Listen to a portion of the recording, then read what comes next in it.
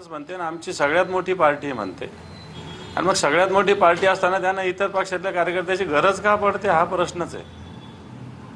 आमचेच नाही, आता इथं शिंदे सेनेचे सुद्धा लोकांना त्यांनी घेतलं संभाजीनगरात.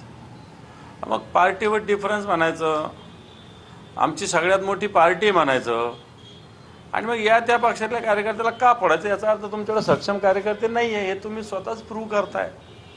आमच्याकडचे जे सक्षम कार्यकर्ते ते फोडण्यासाठी तुम्ही प्रयत्न करताय. कित्येक मोठ्या मोठ्या ऑफर्स दिल्या जातात, प्रलोभनं दिली जात आहेत कित्येक कार्यकर्त्यांनी. भारतीय जनता पार्टीच करते.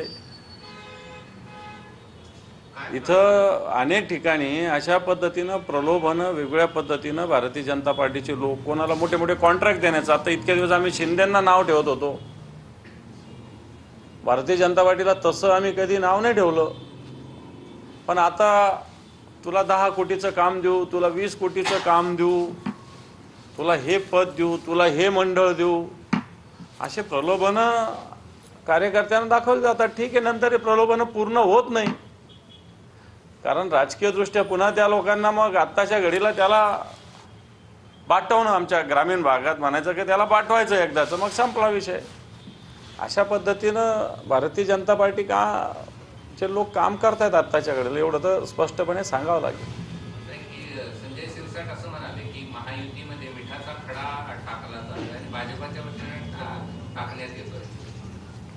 म्हणजे भारतीय जनता पार्टीच्या नेते माननीय अमित शाह साहेब यांनी ऑलरेडी मागच्या महिन्यात येऊन सांगितलं की आम्हाला आता 2029 पर्यंत कोणत्याही कुबड्याची गरज नाही.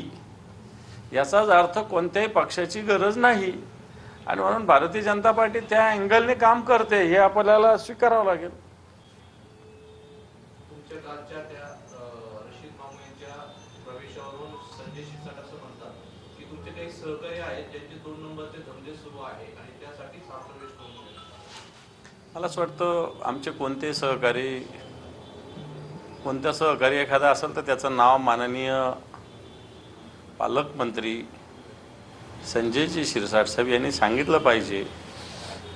उलटे त्या भागातल्या तुमच्या कार्यकर्त्यांचे काय काय धंदे जर आम्ही सांगितले तर हे धंदे रोखण्यासाठीच या लोकांनी तुमच्याकडं प्रवेश केलेला आहे.